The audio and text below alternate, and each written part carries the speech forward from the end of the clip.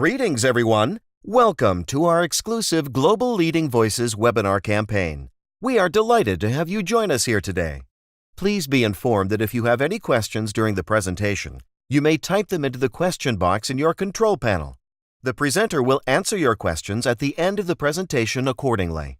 Now, without further ado, we will turn the time over to our presenter, who will begin shortly. So my name is James Castro-Edwards, and I'm a partner at Wedlake Bell, where I lead the data protection team. I also lead our outsourced data protection officer service, ProDPO. I've been practicing in data protection since 2006 on a full-time basis, advising national and international companies. And more recently, I wrote the textbook on the GDPR for the Law Society, which is our governing body for solicitors in the UK. So without any further ado, these are the areas that I'm going to cover today. First and foremost, the great reconsenting swindle. So many of you will have seen the barrage of emails saying, please can you confirm that you consent to hearing from us, and all sorts of things like that. I'm going to explore that and explain what the law actually says you need to do. Then I'm going to turn to processor contracts. Many of you will also have received requests from third-party companies saying, can you complete this data processing addendum in order that we can comply with the GDPR? So I'm going to talk you through that and what that really means in practice. The GDPR introduces an obligation to be a joint controller. It introduces the concept of joint controllers, rather. And so I'm going to talk through what that means in practice and the sorts of things you're going to have to do. Also, privacy policies and privacy notices, explaining the difference between the two and why you need them and what the GDPR says. Something that we're seeing a big increase in is the exercising of data subjects' rights.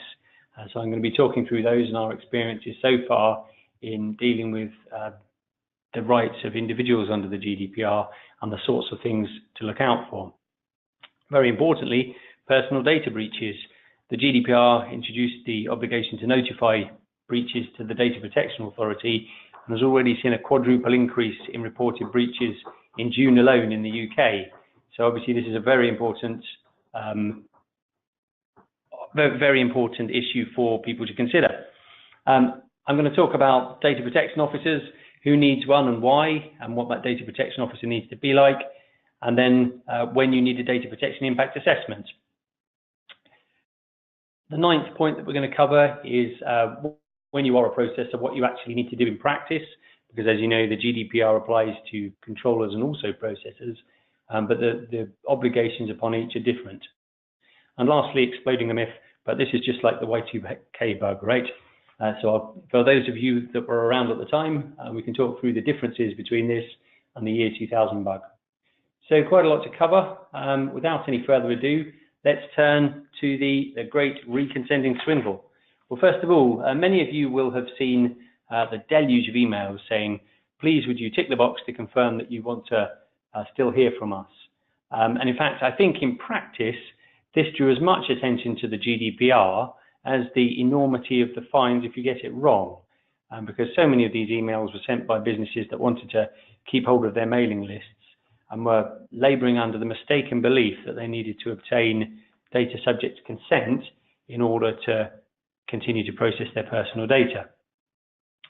So let's have a look at how that works in practice. Well, first of all, the GDPR requires fairness, lawfulness, and transparency when we process personal data, and that has two components. So the first of which is a lawful basis, which I will explain in a moment, and the second point is transparency. In other words, you need to tell people who you are and what you're going to do with their personal data. And we generally do this by way of a privacy notice, which I'll explain later, but that contains certain specific information, in particular who you are, the purposes of the processing, who you share personal data with, and various other pieces of information that the data subject needs to know. Now, the lawful basis for processing, one of these is consent, but there are others. So what you need to do if you're the data controller is establish at least one of these following grounds. So it can be the data subject's consent, or it might be that you need to process the individual's personal data because you're entering into a contract with them. It may also be if you have a legal obligation to process somebody's personal data, which can arise in a number of different circumstances, or where the processing is necessary for the vital interests of the data subject to another person. When we say vital interests, this means life or death in essence. Also, it may be that the processing is necessary for the performance of a task carried out in the public interest or the exercise of official authority.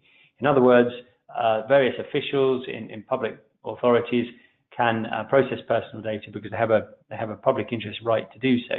So in all of these circumstances, you don't need their consent. There's another ground, which is where the processing is necessary for legitimate interests pursued by the controller or a third party. What this means is that the GDPR allows you to process personal data in certain circumstances where it's a low risk to the data subject and it's in pursuit of legitimate interest, in other words, valid reasons for processing by the controller. Now, legitimate interests is not a get out of jail free card, it's a ground for processing, and what it means is that provided that you're not outweighing the rights and freedoms of the data subject, you can carry on certain processing activities, such as storing your employees' personal data on a centralized system, such as PeopleSoft or Workday or something like that. So those are the grounds for processing. As I say, one of the grounds is consent, but it's not the only ground. And hopefully what this illustrates is that you don't always need consent to process people's personal data. Just a quick note here, the grounds that I've just explained there are set out in Article 6 of the GDPR, and these are for personal data. The special categories of personal data, you need to establish a different ground for processing those, which is set out in Article 9. But given that we don't have that long today, I'm not going to go into the details there. Now, just continuing on a thread here, so we've provided the fair processing information to data subjects, and we've established the legal grounds. Now, let's say we do decide to proceed with consent. If you do need consent, the GDPR is very specific on what you need to do to establish that. So to be valid, consent must be freely given. In other words, the data subject must have had a choice. So for example, if you say to your employees, by signing this letter of employment, you consent to us doing X, Y, and Z with your personal data, that won't be valid because it wasn't freely given. In other words, if the would-be employee had said, actually, no, I don't consent to that, chances are they wouldn't have got the job. So there needs to be a genuine choice. Consent must be specific. So it needs to relate to a particular activity that you would have spelled out in your privacy notice. So for example, it might be that you're going to process this personal data in order to tell people about products and services of yours that may be of interest, or to do a specific thing with their personal data. What you can't do is say things like, we may share your personal data with carefully selected third parties without telling the data subject who those third parties are, because of course that's not specific, so that won't work. Consent needs to be informed, so it needs to be in a concise, transparent, intelligible and easily accessible form. So you can't blind people with science or legal jargon. You need to clearly tell them what you're going to do with their personal data and not do any more than that. You need to just do those things. And again, this comes back to the privacy notice, which I'll be explaining shortly. Consent needs to be unambiguous and indicated by a positive affirmation. In other words, the data subject needs to do something. So they need to sign a form or tick a box or click on a link or set their browser in a particular way, but they positively need to do something. What you can't do is say to data subjects, unless you say otherwise, we assume you consent to this, or unless you untick the box, your consent is deemed from this. So if you rely on consent, and again, just to reiterate the point, consent is not the only legal ground for processing, but if you do decide to rely on consent, this is the standard to which you must be able to demonstrate consent to the Data Protection Authority. Now, there's a couple of points to bear in mind. First of all, that sensitive personal data or the special categories of personal data require explicit consent. So the data subject needs to be very clear in giving their consent there. And the data controller bears the burden of proof. So if you end up in a situation with a data subject where they say, well, we didn't consent to this, and you say they did, then the Data Protection Authority will expect you to prove it as the controller, not the individual to prove that they didn't consent. And another thing to remember, last but by no means least, is that the personal data consent must be capable of withdrawal at any time without a detriment to the data subject. So I can consent to receive marketing emails from a PECB today, but tomorrow, if I change my mind, I can withdraw my consent. I shouldn't receive any more marketing emails, just as an example. So that's a recap through fairness, lawfulness, and transparency. We're still talking about these deluge of emails that we'll have all have received, reconsenting emails. Now, let me just explain a very important point here, and this is where it gets complicated. In fact, it wasn't really to satisfy the GDPR. The reason for a lot of these emails was requesting people's consent to allow organizations to send them marketing material by way of email. Now, if we send marketing emails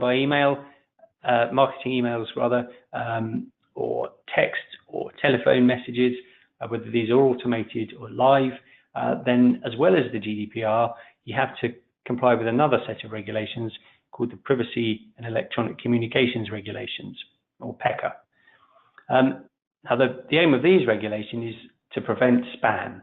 So it's to prevent you having an inbox full of unwanted marketing materials or being bombarded with texts about marketing information that you're not interested in.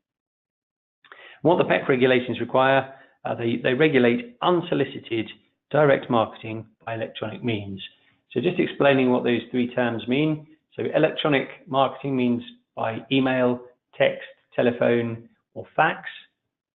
Direct marketing means where the marketing communication is directed to a specific individual, as opposed to the occupier at a particular address, or info@Wedlake Bell, for example. If it's James Castro-Edwards at Wedlake Bell or James Castro-Edwards at ProDPO, that is direct marketing because it's aimed at me, so then the PEC regulations will apply. Lastly, these communications need to be unsolicited. So if somebody requests information about your products or services, then the PEC regulations would not apply because it's not an unsolicited communication. There are a couple of other things that fall outside the PEC regulations. So if you're genuinely carrying out market research, that's not direct marketing.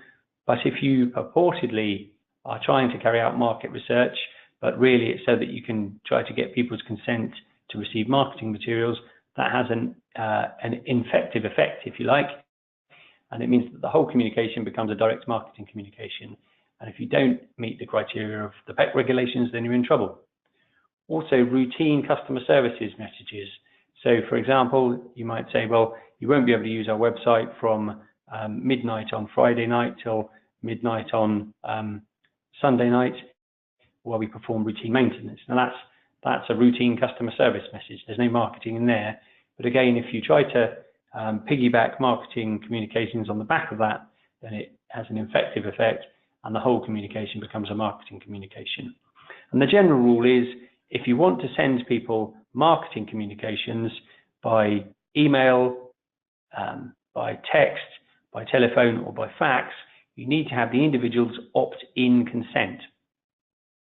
So going back to the initial question, did we really need to see all these emails that say, do you consent to us sending marketing communications to you? Tick the box if you do. Now, actually, what the Data Protection Authority, certainly in the UK, would say is that communication requesting consent is a marketing communication in itself. And so in the UK, the Information Commissioner's Office can and has fined people for sending those sorts of emails. So there are a number of exceptions to the PEC regulations. One is where you're dealing with existing customers or inquirers, and the other is where you're dealing with corporate subscribers, but otherwise you will need opt-in consent. And if you didn't have that opt-in consent, then by sending an email asking people to consent, you'd actually be breaking the law. So many of those emails that we will have seen may well have been illegal. Fortunately, certainly in the UK, the ICO is so busy at the moment, hopefully this won't create any enforcement action, but it certainly could. So that's the end of the great reconsenting swindle. On to the next one. The next myth, if you like, that I wanted to explore under the GDPR, or widely misunderstood, if you like, is the updating of data processor contracts. Are we trying to repaper the whole world? So as you know, the GDPR applies to processors as well as controllers, but it applies primarily to controllers. So you may have seen emails coming to your organization that say, in order to comply with the GDPR, we need you to confirm that you do X, Y, and Z with personal data. Please will you sign this data processing agreement or data processing addendum or DPA? And that's what that's aiming to do is, if you're a controller, you need to make sure that your processes are bound by certain strict conditions. So the GDPR applies to controllers as well as processors. What it says controllers have to do is they must only use processes that provide sufficient guarantees to make sure that the controller can comply with the GDPR. The controllers must also make sure that the processor is bound by an appropriate contract. Now, the Data Protection Directive said a similar thing, but the GDPR goes into a lot more detail. Those details are set out in Articles 28 and 32, and what they effectively do is impose a number of obligations which must be included in a contract. So if you have seen a data processing addendum or data processing agreement, they tend to be quite long and quite complicated, and that's because the GDPR says they have to include those provisions.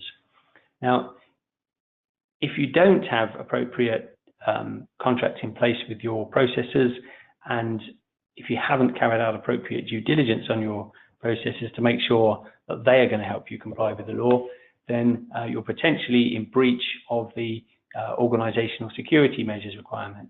In other words, when you process personal data, you must do so in such a way that that personal data is protected from a personal data breach. So it's important to make sure that where you have, if you're a controller and you appoint processors to do things on your behalf, like process your payroll or send email marketing on your behalf, you need to make sure that that processor is bound by an appropriate contract.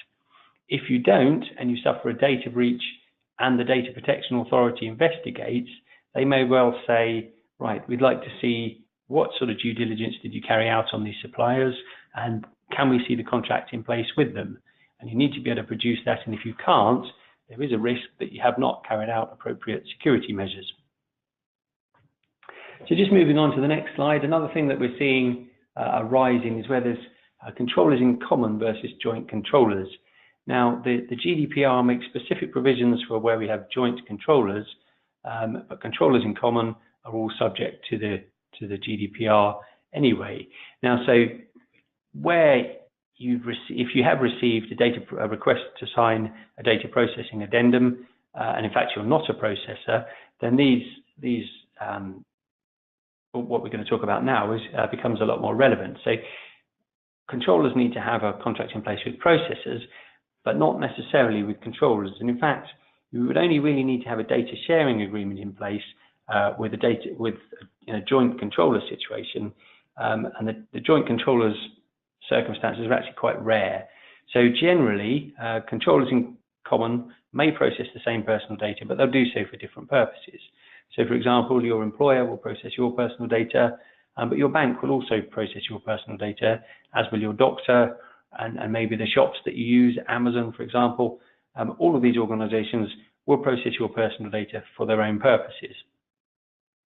In some circumstances, the same organization, a number of organizations will be involved in the same processing activity for a joint purpose.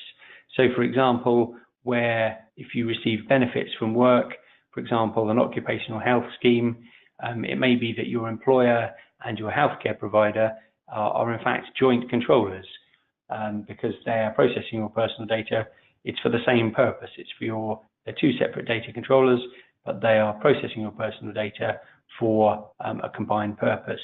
You also sometimes see it in cases where there's a pension scheme that's managed by trustees.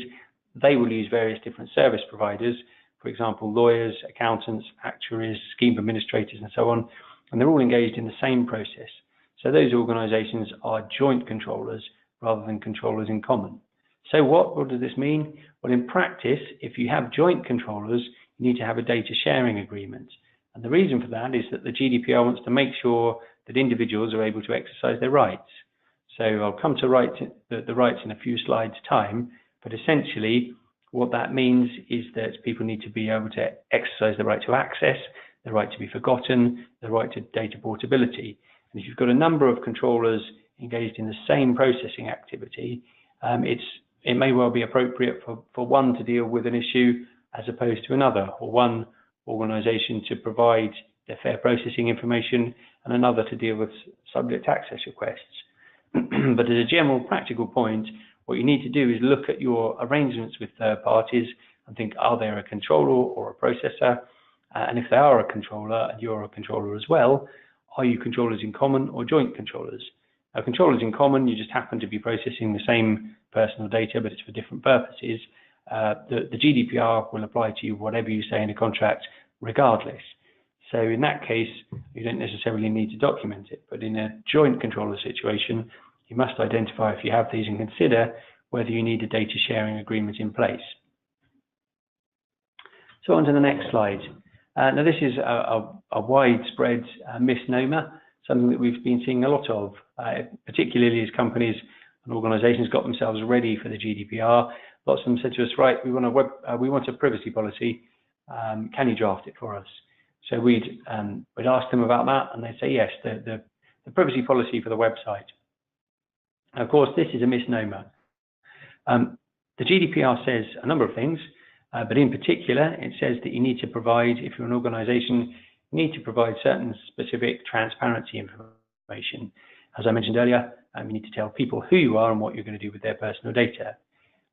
This is generally done by way of a website privacy notice, and it's an explanation or provision of information. So the obligation is that you have to tell people who you are and what you're doing with their personal data. They don't need to sign it, but you need to tell them, you need to provide that information to them. And in fact, for most organizations, they will make a statement to the outside world. So they'll say to their customers and inquirers and people who might apply to them for a job, this is what we'll do with your personal data. This is who we are. They also need to provide the same information internally to internal staff as well. So sometimes this can be done by way of an intranet privacy notice, or it could be in the staff handbook. But the obligations under Articles 13 and 14 of the GDPR apply to organizations when they process their own staff's personal data as well. So you may often have an external privacy notice and an internal privacy notice as well.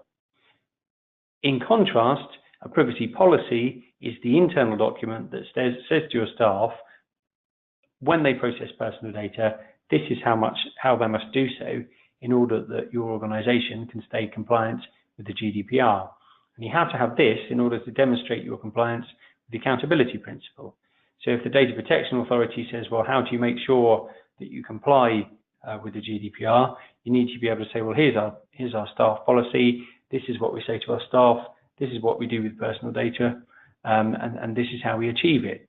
But as you can see, the website privacy notice and a staff data protection policy are two different documents that do very different jobs. So it's important to remember the difference between the two. And as I mentioned, it may be advisable to have an internal and external privacy notice, but certainly the privacy policy is an internal facing document telling your staff what they need to do to comply with the data protection rules. And these are things that you need to have in place to satisfy the accountability principle. So on to the next slide. A widely discussed point of the GDPR is that it's very much in favor of returning control and choice to individuals. In other words, people have a right to choose what happens with their personal data. And it does this in a number of ways. First of all, the transparency information, which I've talked about quite a lot. This is the information that you provide on your website. Data subjects have a right to know what's going to be done with their personal data. You can't trick them, you can't deceive them, and you can't do things that they would find creepy or sneaky or dishonest. You need to be transparent, and individuals have a right to that. And if you do something with people's personal data that they weren't expecting, they can complain to the Data Protection Authority about it. And this is exactly the sort of problem that Cambridge Analytica and Facebook are now facing. And they weren't transparent. It wasn't obvious what was going on. The second right is that the right of access to data subjects. So under the previous rules, under the Data Protection Directive, we all have a right of access to our personal data, whether that's held by our employer or our bank or our doctor or our school, wherever it may be. we can say to them, I'd like to see a copy of all the personal data that you hold about me, and they have to provide that within 40 days. Now, the GDPR has reduced that period to 30 days, and it says that you can't charge a fee anymore. So there has already been an increase in people making subject access requests. You can all do it. If you receive one, you need to make sure your organization deals with it promptly, because if you don't, then the affected individual can complain to the Data Protection Authority, and then there's a risk that you'll find yourself in trouble. The next right is the right of rectification. So if an organization has wrong information about you, you can ask them to change that, and they need to comply with that, because personal data must be accurate and up to date. So you have a right to have your data rectified where an organization holds the wrong information about you. You also have a right to restriction of processing. So you can say, for example, I'm happy for you to hold my personal data in order to provide me with goods and services, but what I don't want is to receive marketing material.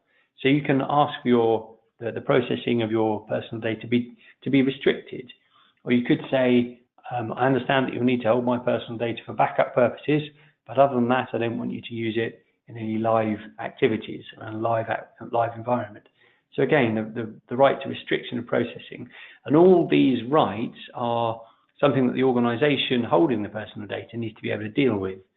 And what we're finding is that actually it comes as a surprise to some companies that when somebody says, I want to see all the personal data that you hold about me, and they've been an employee for 15 years, that's an awful lot of personal data that you need to provide.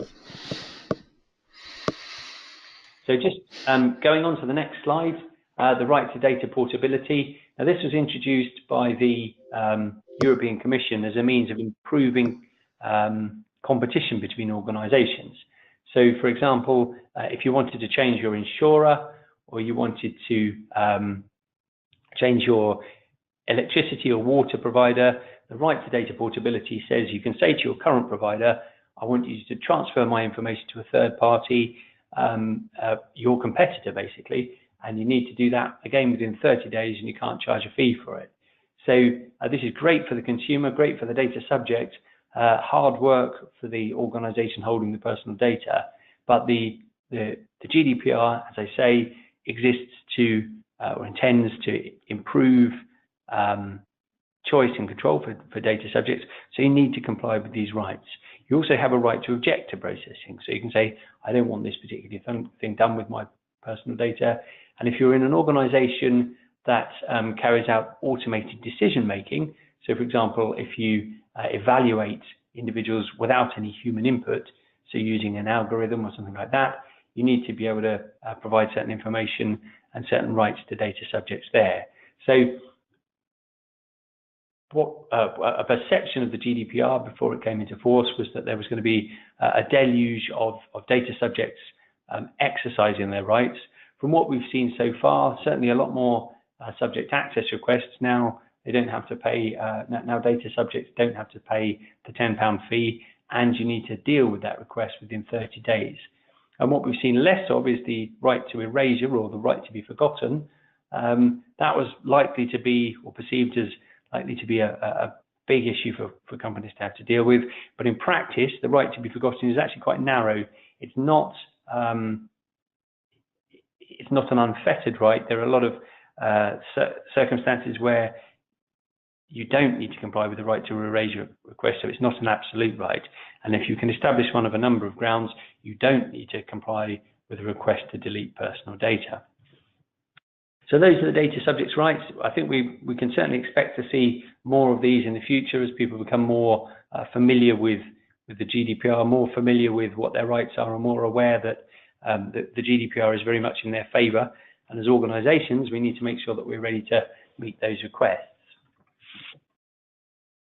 A significant change under the GDPR is personal data breaches. Now, this has already been reported, just as I mentioned earlier, in the UK, the Data Protection Authority has received so far something like 1,750 breach notification reports in June alone, whereas usually it got 300 or so a month. So more than a quadruple increase in breach reporting. This was perceived as something that was going to make a big change for businesses, and so far from what we've seen, it most definitely has. So what the GDPR says is that you need to notify your data protection authority in the jurisdiction where you operate as promptly as possible, but no later than 72 hours after becoming aware of a breach. There's no obligation to report where the breach is unlikely to result in a risk of harm to individuals. And you only need to notify data subjects if the breach represents a high risk to their rights and freedoms. So, for example, if you lost fairly innocuous data that was in the public domain, there's a question as to whether or not you'd have to notify the affected data subjects if it couldn't really do them any harm. However, if you lost data subjects' credit card details or special categories of personal data like details about their health or something that could cause them embarrassment, you most definitely would have to tell them. If you're a processor, the breach notification obligation falls upon, just means that you need to notify the controller and not the data protection authority. Just going back to repapering the world, in your contracts with your data processors, you need to make sure that they know that they need to notify you as the controller and not the data protection authority, because that could open a whole can of worms, and it's not the processor that should be dealing with the data protection authority, it's the controller. So that's data breach notification.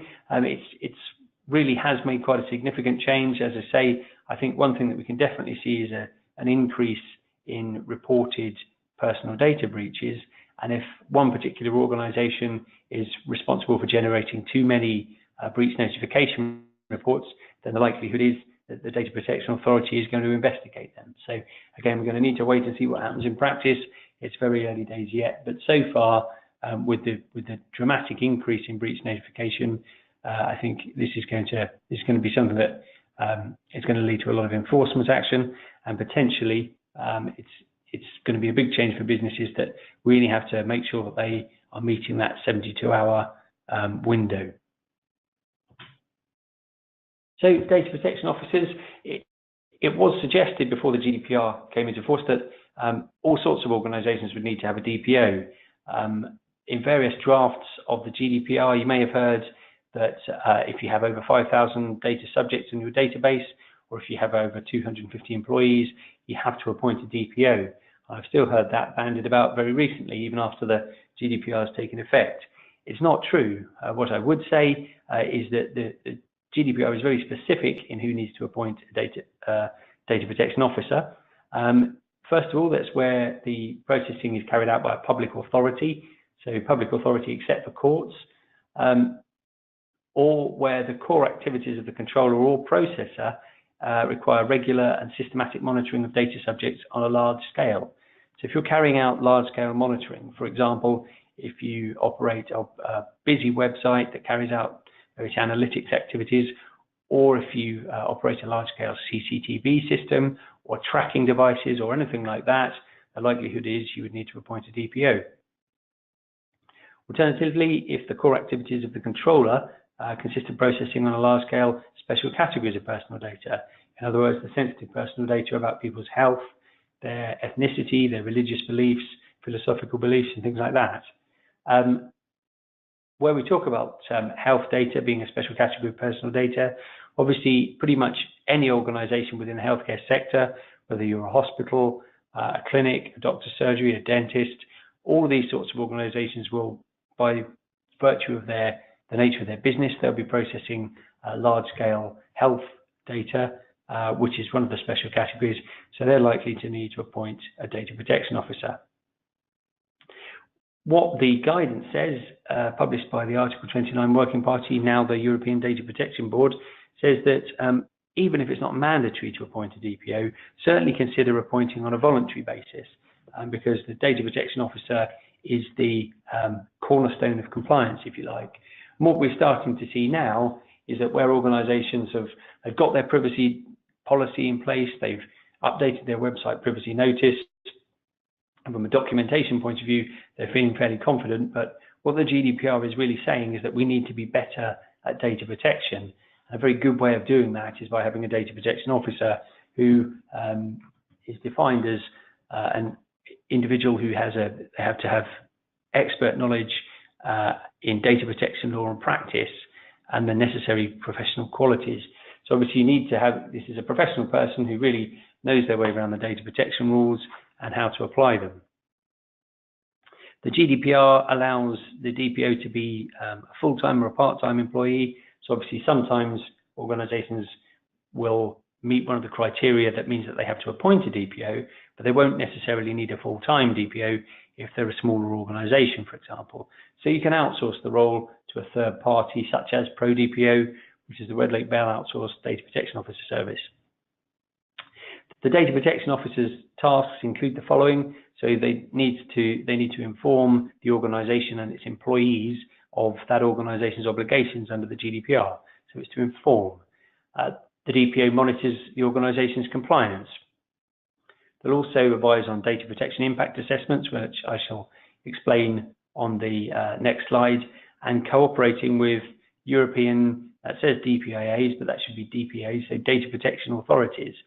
So if you are approached by the data protection authority requesting information or in relation to a data breach, it's generally the DPO who would deal with the data protection authority. So data protection officers are a cornerstone of compliance, and we are seeing an increase in people appointing DPOs as the GDPR has taken effect, and they realize that they need to understand this, and really just having a piece of paper with things about the GDPR written on it in the form of a data protection policy isn't necessarily going to do the job on its own, and you do actually need some expertise. Data protection impact assessments are mandatory under the GDPR or for new activities that involve a high risk to individuals. So for example, if you were thinking of installing a CCTV system or a biometric scanning system for getting people, allowing people access to your building, you'd need to carry out a data protection impact assessment. A data protection impact assessment contrasts with a data protection audit because it aims to identify the risks in advance, whereas an audit will look backwards to see what you do with personal data. The DPIA looks ahead and thinks, well, what risks could arise from this new activity? They're not just limited to new technologies. Obviously, this is going to be an area that will generate the need for a lot of DPIAs, but also consider things like mergers and acquisitions, or entering into a new business line, or going from a bricks and mortar shop to an online retailer, for example. All of these things if there is a serious risk to individuals, you need to make sure that you've considered carrying out a data protection impact assessment. And the output of these will be to identify what the risks are and to implement privacy by design and privacy by default. And these are requirements of the GDPR. And what it says that you need to do is you need to have these things in place. So when you configure new systems or you design new systems, you will make sure that they're the most privacy friendly as possible. And having the data protection impact assessment at the outset of a new project will make sure that you've put those things into place. So just the last couple of things here now. So this is a significant misunderstanding of the GDPR, if you like. The GDPR obligations upon processors. Now we all know that the GDPR applies to controllers and processors. I'll just explain exactly how it works. So the GDPR applies to processing personal data in the context of the activities of an establishment of a controller or a processor in the EU. So if you're a controller or a processor in the EU, the GDPR will apply to you. It can also apply if you are processing personal data of individuals. So if you're outside the EU and you're offering goods and services to data subjects in the EU, or monitoring the behavior of data subjects in the Union. So if you're carrying out any of those things, the GDPR will apply to you as well. So it applies to controllers and processors. However, the important thing to be aware of is that the obligations are not the same. So it's not symmetrical. So if you're a controller, these are the things that you need to do. You need to provide the transparency language, so your website privacy notice. And you need to comply with the data subject's rights to request to exercise their rights. So if a data subject makes a subject access request, or a right to be forgotten request, or a right to data portability, the controller needs to deal with them, not the processor. So do bear that in mind if you are an organization that uses lots of processors. Controllers can only use processes that provide sufficient guarantees, so the controller needs to carry out the due diligence, and the controller needs to make sure that the processor is bound by the appropriate engagement contract. It's the controller that needs to notify breaches to the Data Protection Authority, and it's the controller that needs to carry out data protection impact assessments. So all of those obligations that I've just talked through, they fall upon the controller and not the data processor. What the GDPR says in relation to processors is that they need to do a number of things, but not as many as controllers. So processors need to appoint a representative if they're established outside the EU. That is, if you're a processor and you don't have a foot in the ground in Europe, but you're providing goods and services to European citizens, you need to appoint a representative. You can't appoint sub-processors without the specific or general authorization of the controller. So if you carry out processing and you use subcontractors to help you with that, you need to make sure that you've cleared that with the controller first. And it's the GDPR that says that. It should also say it in the contract, but the GDPR makes that obligation directly upon processors. The GDPR also says that if you, as a processor, you must only process the personal data in accordance with the provisions of the contract. So while the controller must put that contract into place, the processor is legally bound to make sure they comply with it. And if required, the processor would need to cooperate with the supervisory authority. So they do have obligations, but they are not as broad as those upon controllers. And there's some shared obligations. So both controllers and processors need to maintain a record of processing activities. So as you know, Article 30 of the GDPR says that organizations need to keep a record of the processing activities, the personal data about their employees, their customers and their suppliers. And that obligation falls upon both controllers and processors. But both controllers and processors must implement appropriate security measures. Again, so that's for both of the parties. You will see in the controller to processor contract, it will be specific about security measures as well. But what the GDPR says is that the processor needs to implement appropriate security measures as well. And also, if the processor falls under any of the criteria that I explained earlier, so if they are a public authority, or if they carry out large-scale monitoring, or if they process large volumes of health-related data, the processor will need to appoint a data protection officer as well. So it's not just controllers. And again, like processors, like both controllers and processors can only transfer personal data out of Europe to a third country if they've got adequate safeguards in place. So these are direct obligations of the GDPR on controllers and processors. If it goes wrong, it's very important to bear in mind that not just controllers, but also processors can be subject to fines of up to 4% of worldwide annual turnover, or 20 million euros. Something that's perhaps less widely known is that where one or more controller or processor is involved in the same processing activity, each controller or processor will be held liable for the entire damage to ensure that the data subject is effectively compensated.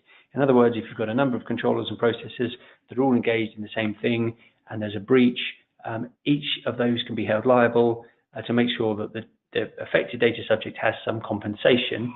And so the controller or processor that pays the full compensation can then claim back from the other controllers and processors involved. So as you can imagine, if that's a large sum of money, it's something very important to make sure that you reflect in your processing contracts. And lastly, if you are a processor and you start deciding the purposes of the processing, then you are deemed to be a controller for the purposes of the GDPR, which means you'd have to go back to all those obligations that I've explained earlier that fall upon the controllers and make sure that you comply with them. So while the GDPR applies to controllers and processors, it doesn't apply evenly, and it's important to make sure that you understand who is responsible for what. So data protection post GDPR. If there's been a lot of discussion saying that is this just like the year 2000 bug? So if you remember, anyone who old enough to have been working in the city at that time, there was a perception that on the evening of the 31st of December 1999, when the computers all clicked over to the next day, all the zeros would baffle them and the world would cave in, basically. Fortunately, it didn't happen, but anyone that remembers it has compared pre-GDPR to the Y2K bug. Now, just a few observations on that. The GDPR compliance has been mandatory since the 25th of May, but up in the run-up to the 25th of May, there was a flurry of activity, very much so at the beginning rather than the end. So what this means is that organizations were running around getting their policies and procedures into place, their data mapping exercises, and all these good things to make sure that they comply with the GDPR. But that wasn't the end of the story, that was the beginning, because post-GDPR, organizations must report the breaches to the data protection authorities, and the data protection authorities have more expansive powers and they can take action. So it's not a case of getting your compliance in order and then forgetting about it. Very much so, the GDPR means that organizations are going to have to be better at data protection on an ongoing basis. And the data protection authorities in Europe are making sure that they will continue to enforce, or they'll continually enforce the GDPR and work together on different difficult cases where necessary. So what we're going to see is generally a situation where there's increased enforcement. So I'm afraid this is not something that if you had it all done by the 25th of May, you never need to think about it again. Things like breach reporting, enhanced data subjects' rights, and the supply chain points that I mentioned earlier mean that organizations will need to make sure that on an ongoing basis they're compliant with the law. And just to illustrate that point, since I've mentioned this a couple of times now, but since the GDPR took effect, over 1,700 breach notifications were made in June, which is over a fourfold increase from the 300 or 400 odd notifications that the ICO receives on a monthly basis. So you can see that organizations have grasped the nettle here and are reporting breaches, and this in turn is likely to drive investigations and potentially enforcement action. So I'm afraid it's not a get your data protection policy in place and then file it in a drawer and do nothing with it. And just to further the point there, the ICO announced an intention in March 2017 that they will be recruiting 200 more staff over the following 2-year period to cope with the increased demand generated by the GDPR. So we've got things like mandatory breach notification, a better informed general public, a high-profile incidents like the Cambridge Analytica and Facebook issue, which mean that data protection is likely to stay in the spotlight increasingly over the next coming years.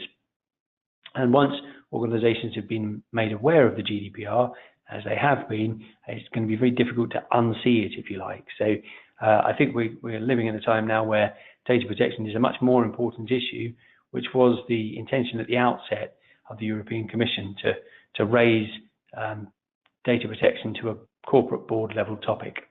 So the upshot is that if you're an organization that was able to make sure that you're compliant before the GDPR took effect on the 25th of May, you're going to need to keep that up and moving forward, maintain compliance on an ongoing basis. So that's all from me. Thank you very much for listening. I'm James Castro-Edwards. Please do feel free to make contact on LinkedIn or Twitter or via my email address, which will appear at the end. And I'm going to hand back to Arjun now, who's just going to talk about some other training courses. So thank you. Thank you, James, for this very insightful and great presentation. Before we move on to the Q&A session, I want to inform you that PECB provides training and certification services for GDPR Introduction, Foundation, and Certified Data Protection Officer. A PECB certificate on these courses will exemplify your dedication in implementing and managing GDPR processes and frameworks, and most importantly, you will be recognized worldwide. Now, we'll go ahead and take some time to answer some of the questions from the attendees regarding today's session. We will begin with the slightly simple questions firstly. The first question is clicking on a "I agree" in a website a valid consent? Yes, well, it's a positive affirmation and it's unambiguous. So it depends in itself. If you click on a tick the box, whatever it may be, to say you agree, that can certainly signify valid consent, provided it wasn't a precondition of accessing the website, for example. So that the individual had to have had a choice, and they also need to have been informed. So as well as clicking the box, they will need to have been told exactly what's going to be happening with their personal data, and that information that I've mentioned earlier in the transparency language. So provided you have those things in place, then ticking the box can generate valid consent. Thank you, James. Now we have another question related to your first slides. It says, what about existing customers? Would informing them of new products be considered direct marketing? It would probably, it may well be. It would depend on the individual circumstances. But if you have individual customers and you tell them about other products and services, then that's likely, that could well be unsolicited direct marketing communications, in which case the PEC regulations will apply. Generally, you need opt-in consent, but if you're dealing with an existing customer and you're marketing same or similar services, then there's potentially an exemption called the soft opt-in. But there are various conditions around that. But that could certainly, it's not consent that you need, but it's actually, from a GDPR perspective, that amounts to legitimate interests. So that can be permissible. Thank you, James. Another question is, who has greater authority, responsibility, or accountability to data subjects? Who has the greater authority? Does that mean as between controllers and processors? Yeah, it's about that. Yes, so primarily it's the controller that's responsible for dealing with data subjects. So for example, if a bank holds my personal data and I want to exercise my rights, but the bank uses third-party processors to store personal data on their systems, then the primary responsibility for dealing with my questions would go to, or me exercising my rights would go to the controller. So primary responsibility goes to the controller, though the controller can ask for assistance, reasonable assistance, from the data processor, who would then have to assist the controller in dealing with any requests from data subjects. Thank you, James. Another question is, what is your point of view for the large scale? That's quite a difficult one, and in fact the Article 29 Working Party published guidance on that, and it can be a large number, or it depends on the environment. So if it might be a small number of people, but working in a relatively small field, for example. So the large number of data, so this is the trigger for the data protection officer requirements, I imagine. And so the large number as a proportion there is something you'd have to look at on a case-by-case basis. So for example, if it's a local business, but it provides services, and there's limited choice locally, then the large scale might not be as big a number as nationwide, if you see what I mean. So it's really something you're going to have to look at on a case-by-case basis. Okay. Another question is, would you clarify, please, as for direct marketing? May I send an initial email to a data subject to ask him or her for consent to receive information about my company and services if I found the address data in an open source like Facebook? Absolutely not. That would be if sending somebody a communication asking for them to consent to receive marketing material is in itself a marketing communication, and that would be in breach of the PEC regulations.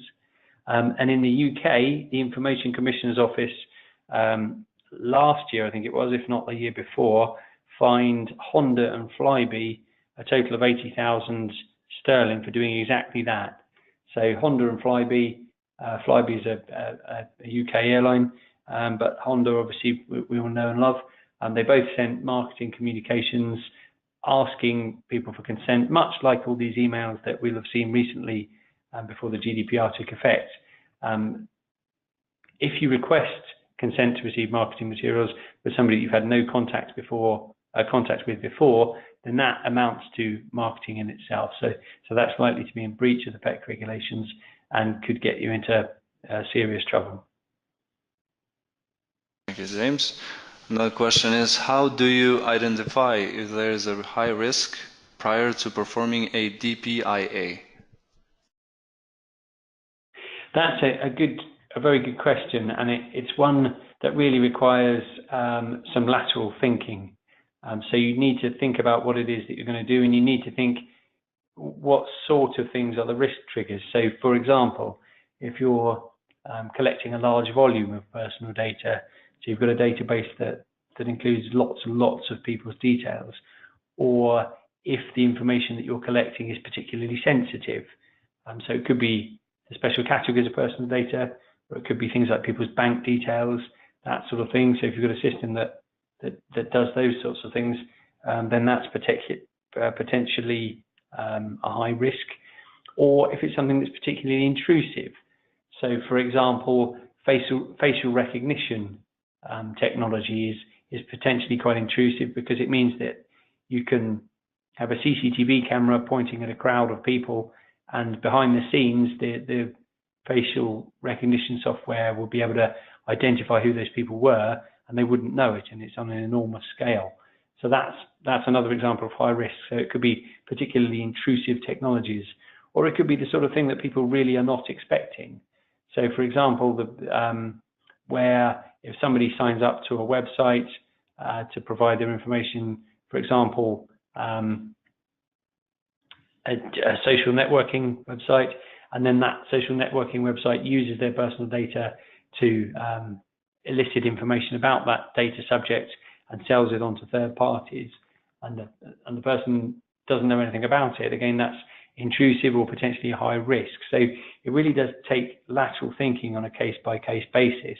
And in fact, what's probably a good idea is, if in doubt, carry out a very brief risk assessment to think, do we actually need to carry out a full data protection impact assessment in this case? So, for example, you might say, well, we want to roll out a new HR system for our HR department. We know that involves personal data, it collects personal data. Let's just have a think about, is this a high risk, and does it need a data protection impact assessment? So you'd look through that and you'd consider what the risks are at a high level, and then if it's obvious that there are, having thought about it, there are high risks, then you proceed to a full data protection impact assessment. So the short way of answering that question is to say, try to think what the risks are, and that might involve the various different stakeholders involved in a particular project, and probably the data protection officer as well, to consider whether or not a data protection impact assessment is necessary. Thank you, James. Now, because of the time limitation, we will only answer one more question for today's session. The last question is the privacy note mandatory on all websites that collect personal information? And basically, what does that privacy note contain? Right, so that's a good question. The GDPR doesn't say that you must have a website privacy notice. What it does say is that when you process people's personal data, you need to provide certain pieces of information. In particular, the identity of the data controller that's collecting the information, and the purposes that personal data is collected for, whether it's disclosed with any third parties, how long that personal data is to be held for, and things like that. And basically, the sort of information that the data subject needs to know to make sure that the processing is fair. Now, it doesn't necessarily need to be on a website, and in fact, in some circumstances, it may not be appropriate. If, for example, you're dealing with members of the public who, for whatever reason, might not have internet access. But the point is, you must provide the information to data subjects when you collect personal data from them, unless they already know that that's the case. And so that's effectively what the GDPR is saying that you do have to do. And as I say, the requirements they're quite detailed, and they're set out in Articles 13 and 14 of the GDPR. So you need to provide a lot of information to data subjects, but at the same time, this is rather frustrating, the GDPR says that the transparency information must be presented in a clear and concise way. So what you can't do is blind your data subjects with science or legalese jargon.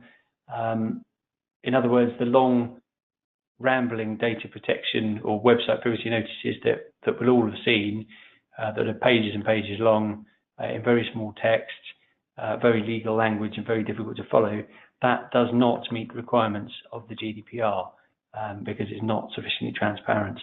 So there's a bit of an art here. What you're really trying to do is make sure that you're informing people when you process their personal data, what you're doing with it, who you are, and so it's very clear to them what's going to happen next, if you like.